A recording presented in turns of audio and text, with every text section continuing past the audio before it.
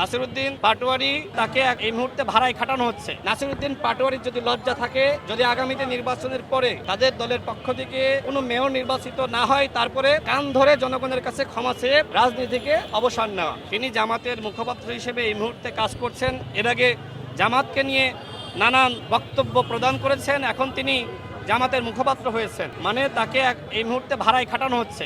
কখনো জামাতের বিরুদ্ধে বলছেন, কখনো আবার জামাতের পরামর্শে বিএনপির বিরুদ্ধে বলছেন। এনসিপির এই মুহূর্তে বাংলাদেশে কোনো রাজনীতি নাই।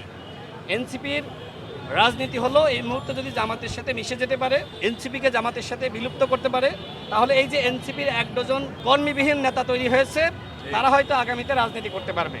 গতকাল যাত্রাবাড়িতে যে প্রোগ্রামটা হয়েছে, আমি লক্ষ্য করলাম কেউ কেউ মিছিল আনছে, সেখানে স্লোগান দেওয়া হচ্ছে তারেক রহমান জিন্দাবাদ। শোনেন নাই আপনারা সাংবাদিক ভাইরা?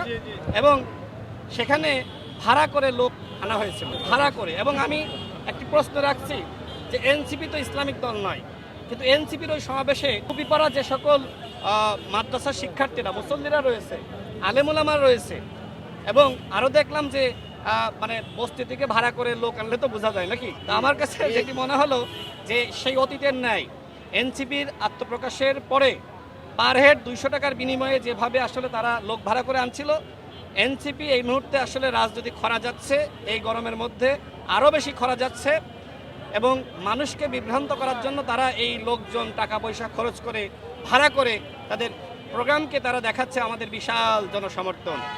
গতকাল দেখলাম তাদের একজন নেতা নাসিরউদ্দিন পাটোয়ারি বলল, আগামীতে ঢাকা উত্তর সিটি কর্পোরেশন এবং দক্ষিণ সিটি কর্পোরেশনের যে নির্বাচন হবে, সেই নির্বাচনে দুজন মেয়রই এনসিপির পক্ষ থেকে নির্বাচিত হবে।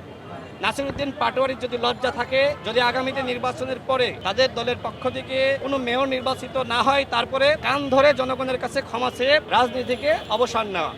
এনসিপির এই সক্ষমতা নাই যে তাদের দলের দুজন আসলে মেয়র নির্বাচিত হবে। এই যে 6 জন এমপি নির্বাচিত হয়েছে, এইটা যদি জামাত তাদেরকে সমর্থন না দিত, নির্বাচনী খরচ না দিত, সেক্ষেত্রে কিন্তু সম্ভাবনা ছিল না এনসিপির একজনও মেয়র কেন মানে এমপি হওয়ার সম্ভাবনা ছিল না।